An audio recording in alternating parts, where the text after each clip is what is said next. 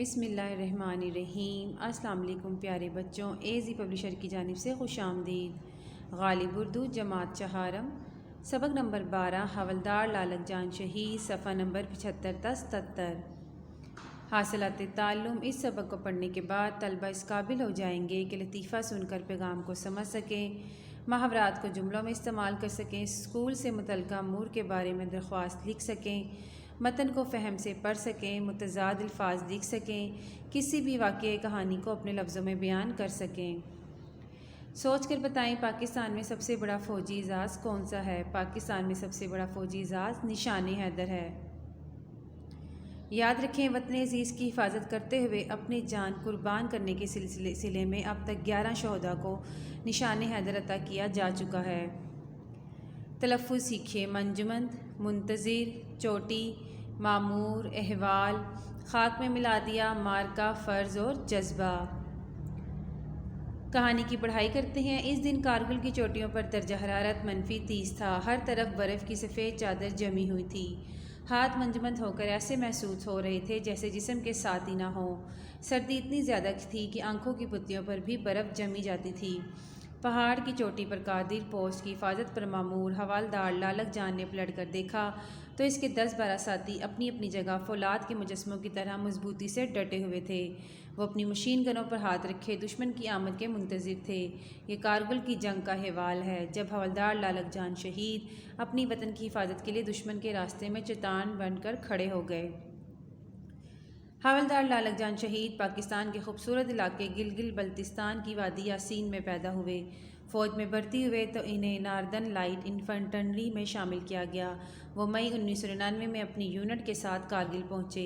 اس وقت اس اہم ترین مقام پر قبضے کے لیے پاکستان ہندوستان کی جنگ اپنے عروج پر تھی۔ کارگل کا میدان دنیا کا مشکل ترین میدان جنگ ہے۔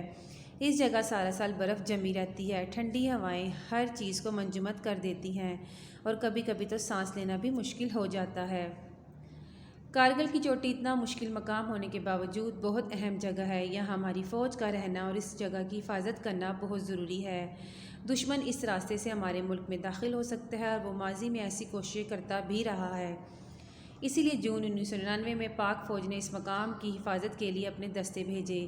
دشمن کی فوج نے ان دستوں پر حملہ کر دیا۔ یہ حملہ اتنا شدید تھا کہ چاروں طرف سے دشمن کے فوجی گولیاں برساتے محسوس ہوتے تھے۔ اس وقت حوالدار لالک جان اپنے درجن بھر ساتھیوں کے ساتھ قادر پوسٹ کی حفاظت پر مامور تھے۔ قادر پوسٹ ایسی چوٹی پر تھی جہاں سے چاروں طرف نظر رکھی جا سکتی تھی۔ دشمن چاہتا تھا کہ کسی طرح پاک فوج کے باقی دستوں کے آنے سے پہلے اس اہم پوسٹ پر قبضہ کر لیا جائے۔ قادر پوسٹ پر قبضہ ہو جاتا تھا تو دشمن کے لیے بھی بہت آسانی ہو جاتی اور پاک فوج کے سپاہی اس کے نشانے پر آ جاتے، لیکن حوالدار لالک جان شہید نے دشمن کے ناپاک ارادوں کو خاک میں ملا دیا۔ دشمن کے حملے جون کے آخر میں شروع ہوئے تھے اور 2 جولائی کو دشمن کے حملوں میں شدت آ گئی اور 4 دن تک مسلسل حملے ہوتے رہے۔ حوالدار لالک جان شہید اور آپ کے ساتھیوں نے مورچے کے چاروں طرف اتنی مہارت اور بہادری سے جنگ کی کہ دشمن کی فوج 10-12 سپاہیوں کی دیوار توڑ کر پوسٹ تک نہ پہنچ سکی۔ آج دشمن پوری تیاری کے ساتھ آیا تھا۔ حوالدار لالک جان شہید نے محسوس کر لیا تھا کہ آج فیصلہ کن معرکہ ہوگا۔ سپاہیوں کے حوصلے بلند تھے اور وہ زندگی کی آخری سانس تک مادر وطن کے لیے جنگ کرنے پر تیار تھے۔ ان میں سے بہت سے زخمی بھی تھے، لیکن زخموں کی پرواہ نہ کرتے ہوئے شدید سردی میں اپنا فرض ادا کر رہے تھے۔ دشمن حملہ آور ہو چکا تھا۔ حوالدار لالک جان شہید کے ساتھی ایک ایک کر کے ان کی آنکھوں کے سامنے شہید ہوتے رہے۔ برف میں ان کے پاک لوہوں کے پھول کھلتے رہے۔ حوالدار لالک جان بھی شدید زخمی تھے، لیکن وہ اپنی مشین گن کے ساتھ دشمن کے سامنے ڈٹے ہوئے تھے۔ اسی دوران پاک فوج کے کچھ دستے مدد کے لیے پہنچ گئے۔ حوالدار لالک جان کو آرام کرنے کو کہا گیا، لیکن انہوں نے انکار کر دیا۔ اپنے وطن کی حفاظت کا جذبہ انہیں وہاں رہنے اور دشمن سے لڑنے پر مجبور کرتا تھا۔ حوالدار لالک جان اپنی جگہ ڈٹے رہے، یہاں تک کہ دشمن پیچھے ہٹنے پر مجبور ہو گیا۔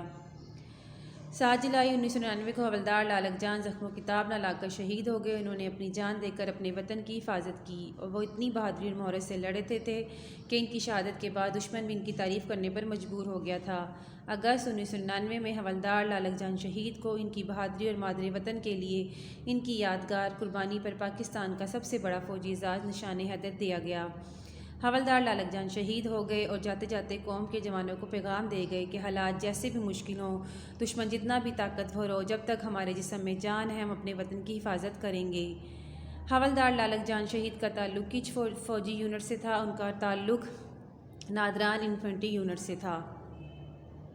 حاصلات مطالعہ: وطن کی عزت اور حرمت پر جان قربان کرنے والے سب شہداء ہمارے محسن ہیں، ہمیں اپنے شہیدوں کے کارناموں پر فخر ہے۔